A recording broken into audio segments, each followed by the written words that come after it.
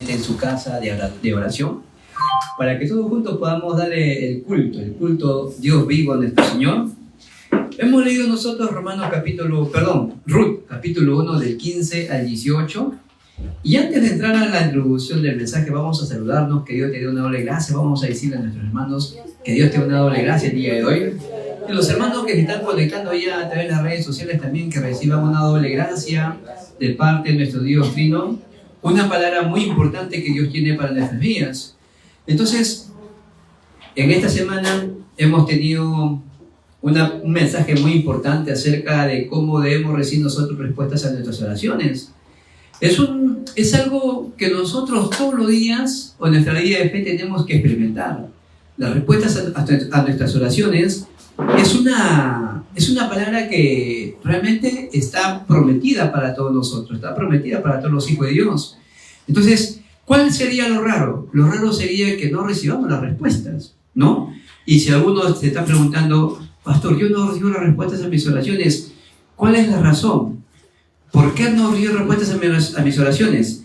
Debemos de preguntarnos, ¿estoy haciendo mi voluntad o estoy haciendo la voluntad de Dios? Si hago la voluntad de Dios, obviamente, absolutamente, vamos a recibir las respuestas a nuestras oraciones. Amén. El libro de Jueces es claro, ¿no? El libro de Jueces es claro. Si nosotros vemos el último versículo del libro de los Jueces, Jueces capítulo 21, versículo 25, nos dice que todos hacían según mejor les parecía. ¿Eso qué nos debe entender? Que cada uno hacía conforme a su voluntad. Y de esa manera, obviamente que no vamos a hacer respuestas a nuestras oraciones. Por eso yo los bendigo para que empecemos nosotros nuestras vidas aferrándonos siempre a la palabra de Dios. Que la palabra de Dios sea mi guía. Que la palabra de Dios sea mi fortaleza. Que la palabra de Dios sea realmente la razón por la cual vivir. ¿Por qué? Porque únicamente por la palabra de Dios es que nosotros vamos a tener la fortaleza y vamos a tener sobre todo la paz que viene de lo alto. Porque la palabra de Dios es Cristo. Amén. La palabra de Dios es Jesús, el Cristo, el verdadero evangelio. Eso es todo. Y si nosotros vemos qué es lo que está predominando hoy en día en todos los países. Cada país tiene sus trasfondos. Por ejemplo, en este año cuando estuvimos en Corea del Sur, nos llevaron a ver un campo muy importante, el campo acerca de los chamanes y un campo acerca de los budistas. Y hemos visto cómo en el templo de los budistas se juntan las personas. Claro, van a hacer su rituales todos los días, pero específicamente viernes, sábado y domingo, cómo se congregan, cómo lo reúnen a los jóvenes, a los niños y adolescentes. Y ellos tienen lo que nosotros llamamos época de fin de semana remanentes. Ellos lo llaman el tiempo en el templo. Y ellos ya están desde el 2002. Entonces, ¿pero qué les enseñan ahí? Ahí les enseñan lo que es la meditación trascendental. Ahí les enseñan lo que es el yoga. Imagínense ustedes niños haciendo el yoga. Entonces, ¿qué les enseñan ahí? La meditación trascendental hace que las personas se centren en sí mismos, que limpien su mente, vacíen su corazón. Y la pregunta es, si se vacían su mente, limpian su corazón, entonces, ¿de qué se llenan? ¿De qué se llenan? Por eso que muchas veces, al pasar los tiempos, muchas veces, y muchos de ellos, la mayoría, salen endemoniados. No lo digo yo, así dice la palabra de Dios. Porque si no está Dios en nuestras vidas, cuando nosotros meditamos, entonces ¿de qué nos llenamos? Por eso es muy complicado este tema. Y también vimos cómo es en el campo de los chamanes. Nos llamó la atención porque habían 2 estatuas y cada estatua tenía formas diferentes, forma de serpiente, pero con cuerpo humano. Habían otros que tenían cuerpo de serpientes, pero con cabeza de leones. O sea, uno se pregunta, y a esto las personas vienen y la adoran. Entonces, ¿qué cegado están? O sea, se cumple lo que dice 2 Corintios capítulo 4, versículo 4, que el príncipe de este mundo ha cegado el entendimiento de las personas para que no le resplandezca la luz de Cristo, que es la gloria de Dios. Ha cegado completamente el entendimiento, porque una persona que tiene la luz de Cristo, que tiene el evangelio en su vida, ya eso lo puede notar, lo que está sucediendo. Por eso, lo que está pasando hoy en día en el mundo entero es muy complicado y nosotros tenemos que despertar a la iglesia. Si bien es cierto, eso es lo que predomina, lo que está influyendo mucho en el país de Corea del Sur, entonces uno se pregunta, ¿y qué está influenciando en Estados Unidos? Que es un país a potencia mundial prácticamente, que alrededor de él prácticamente gira todo el mundo, ¿no? Entonces, ¿qué está pasando en Estados Unidos? Y lo que está sucediendo en Estados Unidos también influye a todas las naciones. Y si nosotros vemos en concreto, son las 3 organizaciones que están influyendo a Estados Unidos. ¿Cuáles son estas 3 organizaciones? Primero, la francmasonería, que hace creer que el poder está en nosotros. Todo está en el pensamiento. Tú serás como Dios, no te dejes engañar. Tú eres Dios, tú serás como Dios. El poder está en ti. Eso es prácticamente el mensaje de la francmasonería. También está la segunda religión, o la segunda organización religiosa, la Nueva Era, que nos hace creer, o hace creer que todos son una gran familia, que no pasa nada, sino que todo está en la gran familia, la gran confraternidad, la unión mundial. Es lo que está haciendo. ¿Y qué es lo que hacen ellos? Ellos están invirtiendo mucho. ¿Por qué? Porque quieren atrapar a los jóvenes justamente a través de la meditación trascendental. Miren su enfoque también. O sea, la meditación trascendental es la manera como ellos hacen realmente su evangelismo, su evangelización, si lo podemos llamar de esa manera. Pero ¿qué clase de evangelismo están haciendo? ¿Qué clase de evangelización están haciendo? Están haciendo un movimiento demoníaco. Eso es lo que están haciendo. Con esto no estoy diciendo que el evangelio sea obra demoníaca. Absolutamente no. Sino lo estoy diciendo para que podamos entender y comprender realmente cómo es que está trabajando la nueva era. Ahora, ¿cuál es la tercera organización? El pueblo judío. Y uno se pregunta, ¿el pueblo judío, pastor? Sí, el pueblo judío. ¿Pero ellos no eran el pueblo elegido? Por supuesto que sí. Y justamente porque eran el pueblo elegido, tenían un pensamiento bien cerrado.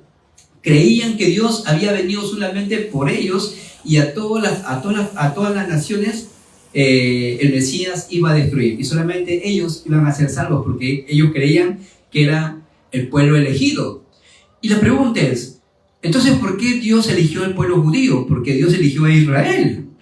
Dios eligió al pueblo de Israel para que por medio de ellos comience lo que es el evangelismo, la obra concreta de Dios. Pero ellos no lo entendieron de esa manera, a tal punto de que ellos no pudieron darse cuenta quién estaba delante de ellos. Por eso el Señor Jesucristo, cuando le dice en Juan capítulo 5, 24 al 26, le dice, escudriñen ustedes las Escrituras, porque ellas hablan acerca de mí. Entonces, ¿qué es lo que hacía el pueblo judío? Únicamente comenzaban a criticar y a perseguir a los cristianos. Persiguieron a Cristo, persiguieron a los cristianos, y lo que es peor, mataron, crucificaron a nuestro Señor Jesucristo. Por eso que muchos de ellos están esperando todavía la venida del Mesías. Y esto es lo que sale en Mateo capítulo 28, el informe de los guardas, cuando ellos dijeron que vinieron de noche sus discípulos y robaron el cuerpo. Y ese dicho está hasta el día de hoy. Entonces, las 3 organizaciones que están influenciando mucho a Estados Unidos es la francmasonería, la nueva era y el pueblo judío. Y uno se pregunta, ¿y en nuestro país qué es lo que está influenciando en nuestro país? Lo que está mucho influenciando son las supersticiones, ¿o no? Amén. Lo que está influenciando mucho en nuestra nación, también está la chamanería, también está la lectura de cartas, también está la lectura de las hojas de coca, ¿no? Y en sí, comenzamos a enumerar y el tiempo no va a quedar corto. Entonces, ¿qué es lo que está pasando hoy en día entonces? ¿Qué es lo que estamos enfrentando hoy en día? ¿Hacia qué la iglesia se está enfrentando el día de hoy? ¿Ante qué realidad nos estamos enfrentando? Nos estamos enfrentando ante una cultura oscura. Y ante esto es imposible con nuestras propias fuerzas, es imposible que con nuestros propios medios podamos nosotros superarlo. Por eso únicamente es con el poder de Dios. Únicamente es con el pacto de Cristo. Tenemos que ver realmente que la cultura Nefilim, los caídos de la oscuridad, están haciendo su obra. Por esa razón Dios a nosotros nos dio su pacto eterno, para que por medio de Cristo nosotros podamos hacer una batalla correcta, una batalla espiritual correctamente, sabiendo de antemano que ya tenemos la batalla ganada. Ya Dios nos ha dado una batalla ganada y por eso nosotros en todo tiempo le damos la gloria a Dios. Miren, si nosotros vemos en Juan 8:44, el Señor Jesucristo dijo unas palabras muy fuertes que estoy seguro que a cualquier persona, si nosotros le decimos esto, se sienten ofendidas. Pero no son nuestras propias palabras, sino son las palabras del Señor Jesucristo. Porque aquellos que están separados de Dios, ¿qué son? Están enemistados con Dios. Son enemigos de Dios, eso dice Santiago. Y el Señor Jesucristo dice en Juan 8:44, le dijo a los líderes de aquel entonces, a los religiosos de aquel entonces, le dice, ustedes son de vuestro padre el diablo. Miren qué identidad tan fuerte le tiene el mismo Señor Jesucristo. Ustedes son de vuestro padre el diablo, porque él es mentiroso, es homicida, y los deseos de él ustedes quieren hacer. Eso realmente es, si alguien dijera eso, uno se pone a pensar rápidamente, ¿no? Pero ellos, ¿qué hicieron? Más todavía se cerraron su corazón y más querían matarle. Entonces, el punto es que cuando estos fariseos religiosos, su énfasis no era realmente el mensaje del Evangelio, no era realmente el mensaje del Mesías, sino ellos estaban centrados en lo que eran las tradiciones, estaban centrados en lo que eran las leyes. Ellos decían, a Moisés tenemos por profeta, a Moisés tenemos por testigo.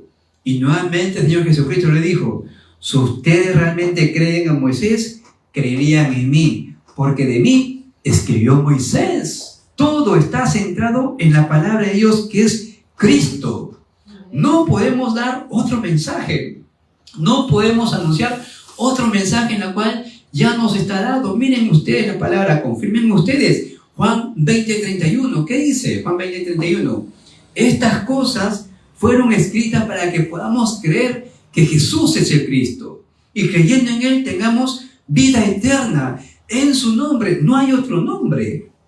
Lo que Satanás está haciendo en este tiempo, está obrando, está destruyendo a través de sus dos estrategias. Pastor, ¿cuáles son sus dos estrategias? Miren, la primera estrategia de Satanás, Génesis capítulo 3, del 1 al 6, logró destruir a la familia, logró dividir al hombre de Dios, hizo que el hombre y la familia se separen de Dios por completo, y ahí empieza el problema fundamental para el ser humano. Esa es la primera estrategia de Satanás. ¿Cuál fue el engaño? Tú serás como Dios. No vas a morir, tú serás como Dios. El mismo deseo que Satanás quiso antes que el mundo existiese, cuando estaba todavía en el cielo, cuando quiso sentarse en el trono de Dios, porque se halló maldad en el corazón de Lucifer, porque era un ángel Lucifer, entonces Dios lo arrojó del cielo. Y ese mismo deseo le quiso transmitir, o le transmitió al hombre. Por eso, la estrategia de Satanás es tal cual. Tú serás como Dios, no vas a morir. La segunda estrategia de Satanás es Génesis capítulo 6, del 1 al 6. Cuando las personas, su espiritualidad, sus ojos espirituales fueron cegados, fueron abiertos sus ojos físicos, y todo era centrado en lo material. Todo era centrado en lo físico. A tal punto, dice la palabra de Dios, que todos sus pensamientos y las intenciones de su corazón siempre eran de continuo en mal. El mismo deseo de Satanás. Satanás hizo que se establezca una cultura de los Nefilim, los caídos. La tercera estrategia de Satanás es que en Génesis capítulo 11, del 1 al 4, las personas estaban buscando el éxito. Construyamos nosotros una torre cuya cúspide llegue al cielo. ¿De qué estoy hablando? La Torre Babel. La Torre Babel. Ellos quisieron hacerse famosos. Ellos querían ser renombrados entre el mundo. Por eso que, como estaban buscando el éxito, separados de Dios, fuera de Dios, ellos fueron derribados. ¿Cuántas veces o hemos conocido o hemos leído noticias o hemos sabido de personas de amistades que han estado en el éxito y de un momento a otro le vinieron la caída? Un momento a otro fracasaron. ¿Por qué razón? ¿Por qué? Porque estaban buscando el éxito fuera de Dios. No es malo tener éxito, por si acaso no me malinterpreten, ¿ah? No es malo estudiar remanentes, ¿ah? No me malinterpreten. Hay que estudiar, hay que tener éxito, por supuesto que sí. El punto es, ¿en dónde estoy buscando el éxito? ¿En dónde estoy buscando yo ser una persona que dé influencia al mundo con el talento que tengo, con la profesión que Dios me ha dado?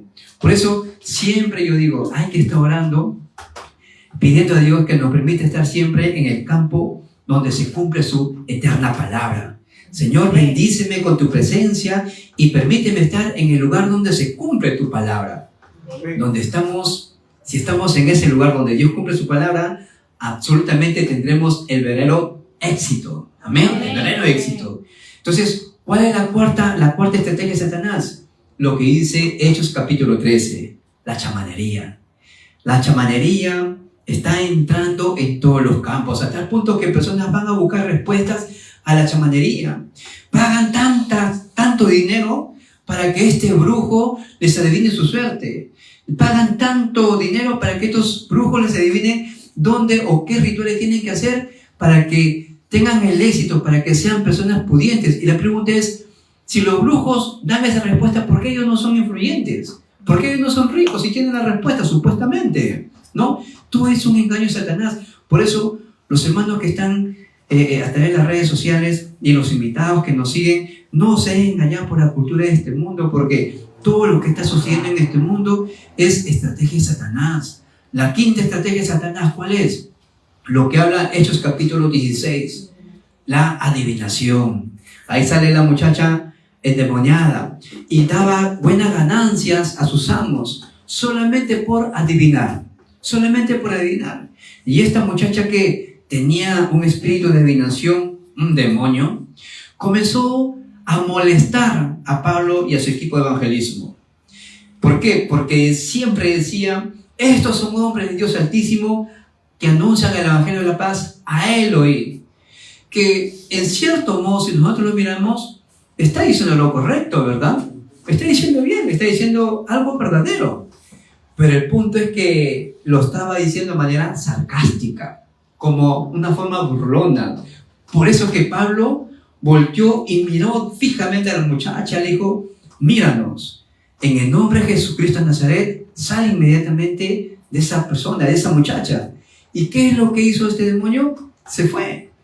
La pregunta es, las personas, sus amos, que estaban furiosos porque la muchacha había sido sanada, en vez de estar alegre, ¿qué sucedió? Estaban molestos, hasta el punto que lo denunciaron. Eso es la cultura de la adivinación. Por eso, hermanos, la palabra de Dios es muy claro. La palabra de Dios es muy concreta. Hechos 19, esa es la sexta estrategia de Satanás. Hechos 19 habla acerca de la idolatría. Y la palabra es muy clara cuando dice, pueblo mío, sal de esa tierra idólatra. Pueblo mío, no te enredes con dioses paganos. Y el apóstol Pablo, en 1 Corintios capítulo 10, versículo 20, es muy claro lo que dice, que los gentiles a los que ofrecen ídolos, ofrecen sacrificios a los ídolos, no es a los ídolos en sí, es a los demonios a quien ellos le están ofreciendo. Por eso nosotros no tenemos que ser partícipes de ninguna manera con la idolatría. Tenemos que desterrar de nuestras vidas, tenemos que desterrar de nuestra familia toda clase de idolatría, porque esto es abominación delante de la presencia de nuestro Dios Padre. Lo que más aborrece Dios es realmente la idolatría. Por eso tenemos que sacar por completo toda idolatría de nuestras vidas. Miren ustedes Gálatas 4:8. Gálatas 4:8 también dice que en otro tiempo nosotros servíamos a dioses ajenos. A dioses ajenos servíamos. ¿Por qué? Porque estábamos separados de Dios. Estábamos enemistados con Dios, pero ahora, gracias a Dios, tenemos realmente esta respuesta concreta. Tenemos esta respuesta única, esta respuesta absoluta que no solamente soluciona nuestro problema del pasado, del presente y del futuro, sino que soluciona nuestro problema del destino eterno. Amén. Y yo los bendigo, amada iglesia, los bendigo para que nosotros en este día sea un día del punto de cambio eterno para nosotros. Que podamos salir y escapar de estas dos estrategias que Satanás está operando hoy en día. Entonces, pastor, ¿cuál es la octava estrategia de Satanás?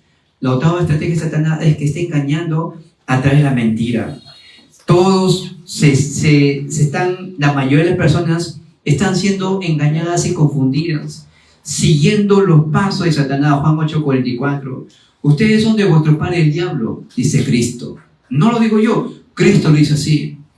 ¿Por qué? Porque los deseos de Él siempre quieren hacer. Por eso nosotros en este tiempo tenemos que ver algo muy importante, lo que está pasando hoy en el mundo. ¿Y esto qué trae?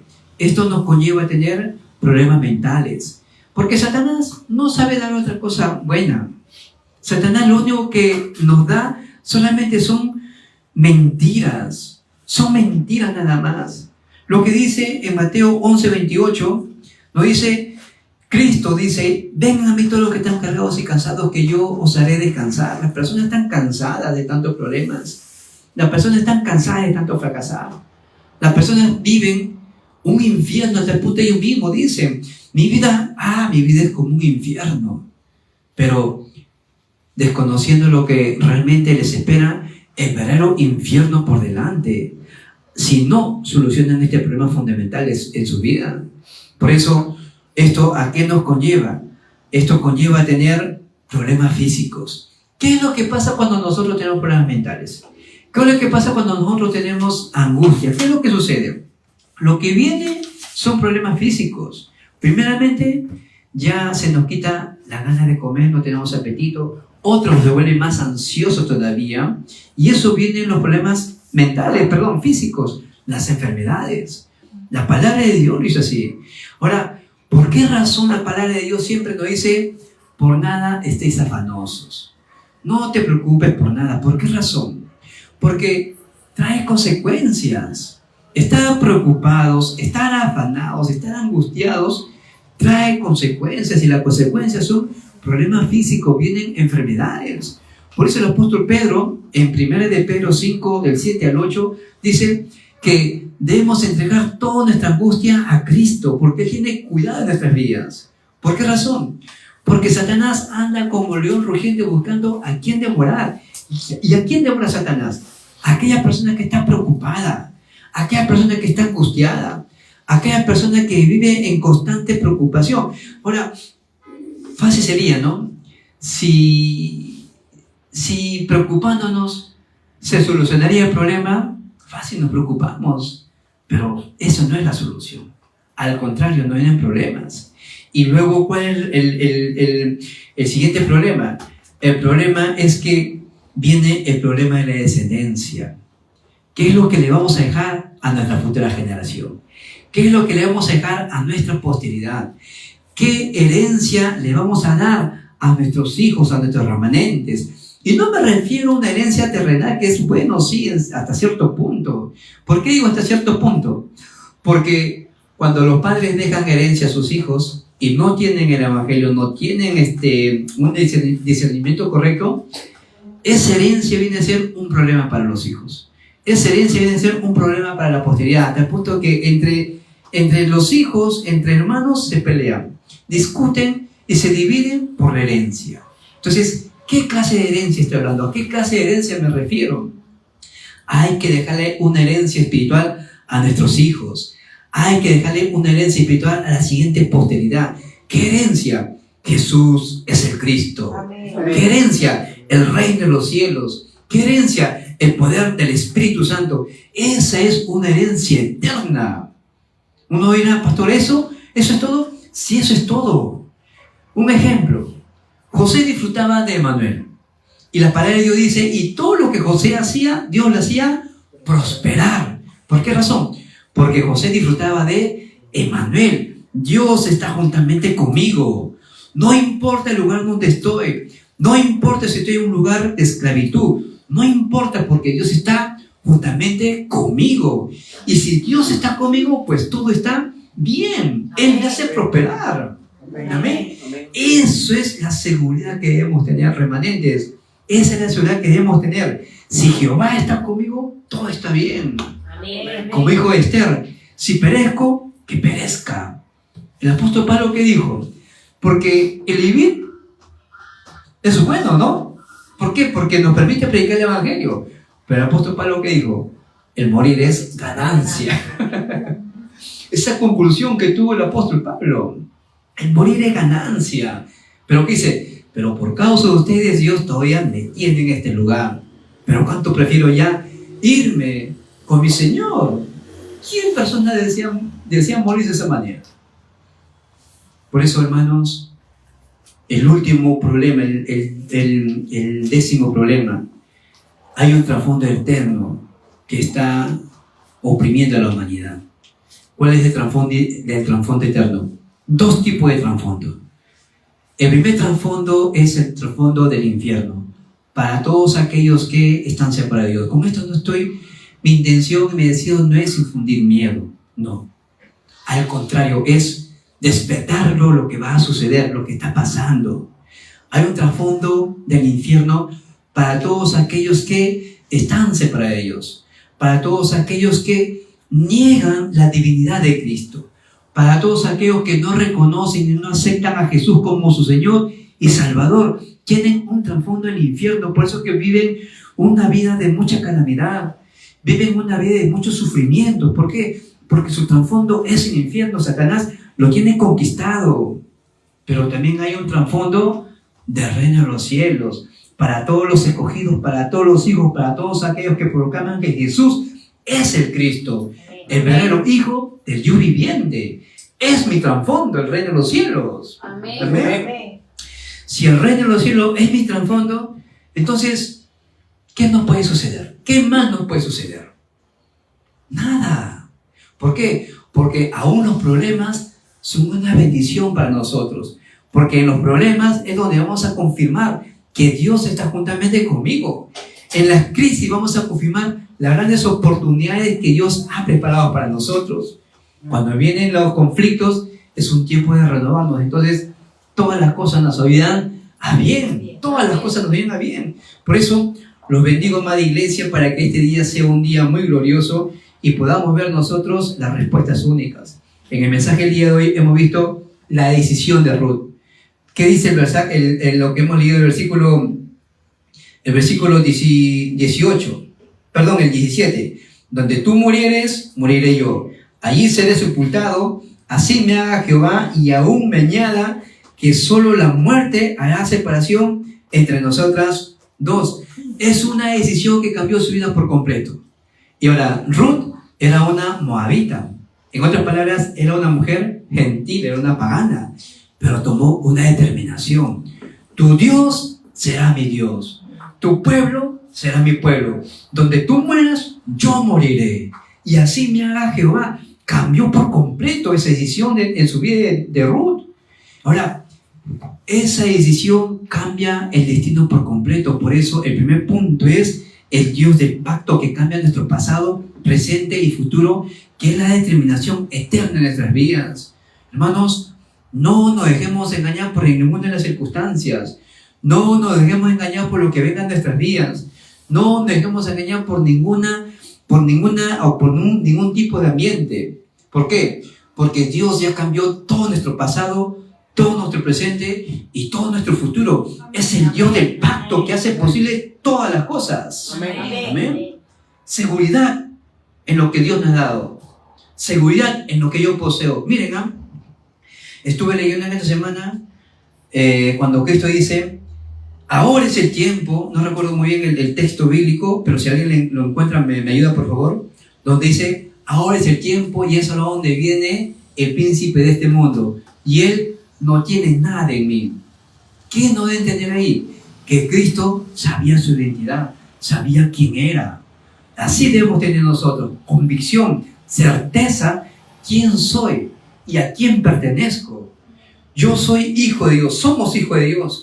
Por eso, no tengan miedo, revístanse de la palabra de Dios, tomen el pacto concretamente y desafiemos ante las cosas que son absolutamente imposibles, porque con el pacto de Cristo todo es posible. Amén. Amén. Y el segundo punto es el Dios creador que renueva todas las cosas. Dios hace todas las cosas nuevas. ¿Por qué? Porque nos ha dado su pacto.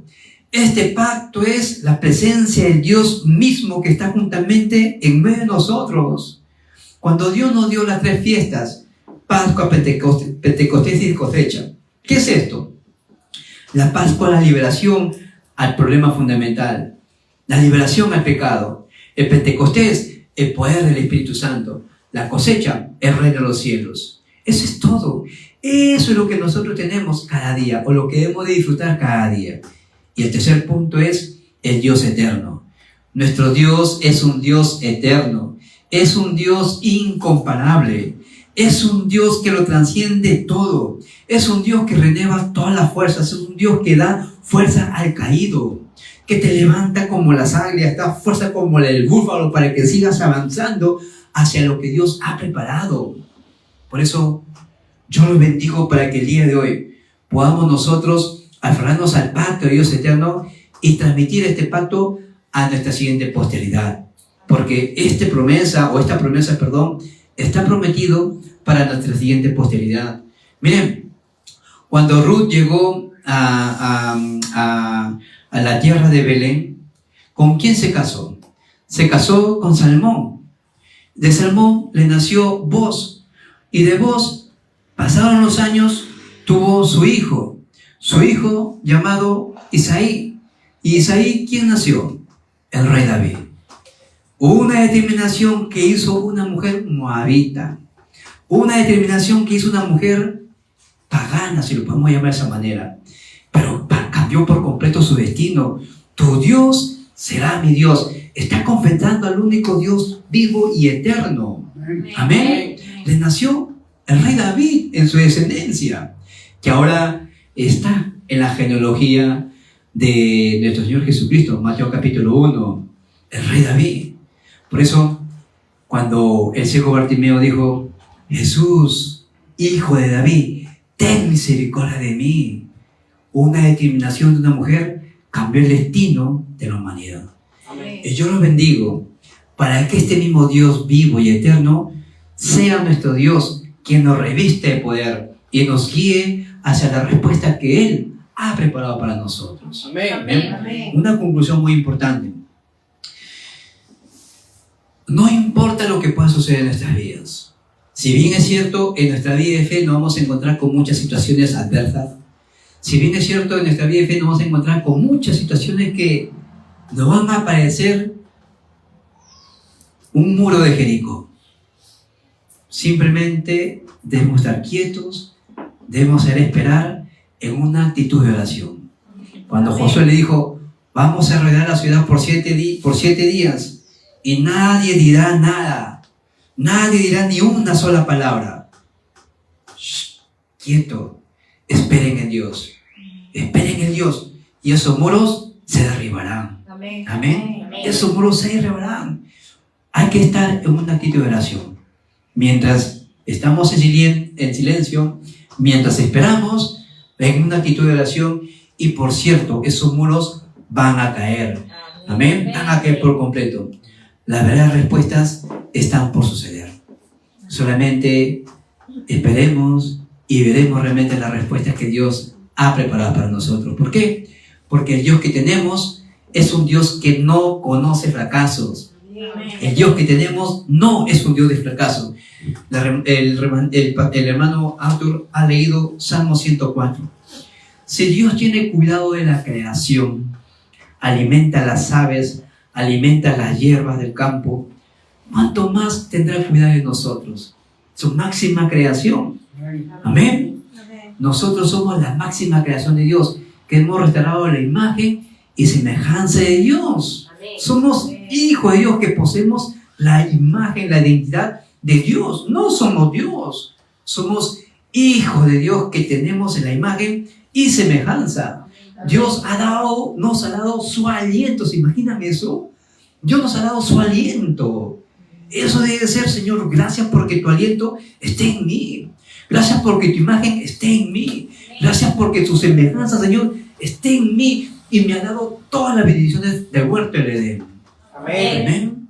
Yo los bendigo para que sus vidas, para que su familia y su hogar sean como el huerto del Edén, donde podamos gozar de la misma presencia de Dios Trino. Amén. Dios los bendiga y Dios los guarde. Vamos a ver.